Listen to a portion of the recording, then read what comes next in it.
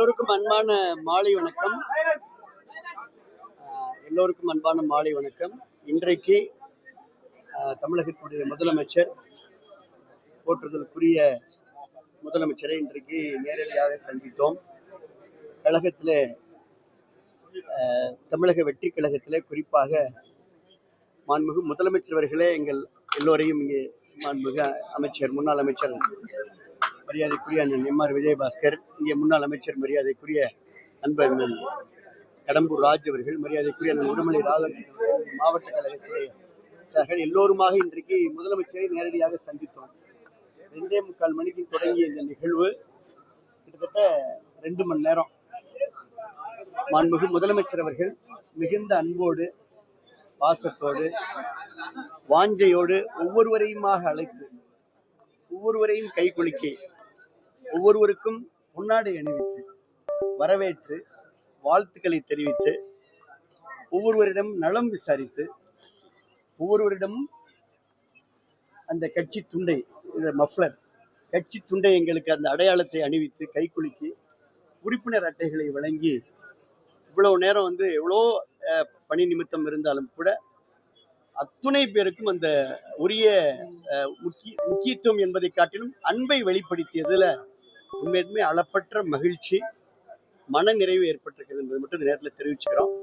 குறிப்பா பார்த்தீங்கன்னா 2 மணி நேரம் இந்த நிகழ்வு நடந்தது. எல்லோருக்கும் திருப்தி. இப்பதான் பொதுச் செயலாளர் அவரோடு நாங்கள்லாம் இப்போ உணவறி விட்டு கிளம்புறோம். வேற ஒன்றும் பிரச்சனை இல்லையே.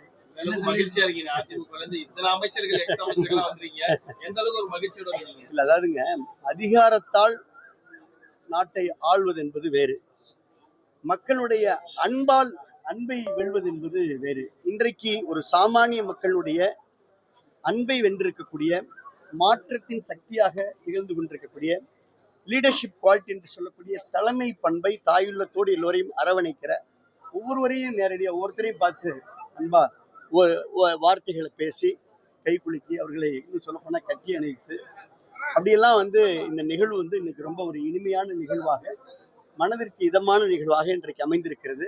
இனி எந்த தேர்தல் வந்தாலும் எல்லா தேர்தலும் தமிழக வெற்றி கழகம் வெற்றி பெறும். அதற்கு நாங்கள் எல்லாம் புரட்சி தலைவி அம்மாவிடத்துல பாடம் பயின்றவர்கள். நாங்கள்லாம் அதே அந்த விஷனோட தமிழக வெற்றி கழகத்துடைய கொள்கைகளுக்கு ஏற்ப வெற்றிக்கு துணை நிற்பது, உழைப்பது, பங்கெடுப்பது, ஒத்துழைப்பது, அந்த பணியை நிறைவேற்ற.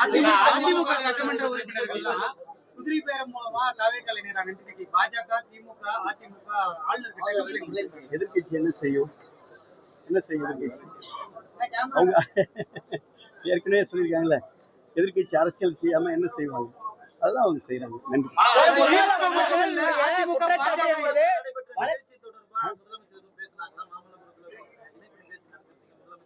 நல்ல கேள்வி, அசத்திட்டீங்க அப்படின்னு சொன்னேன்.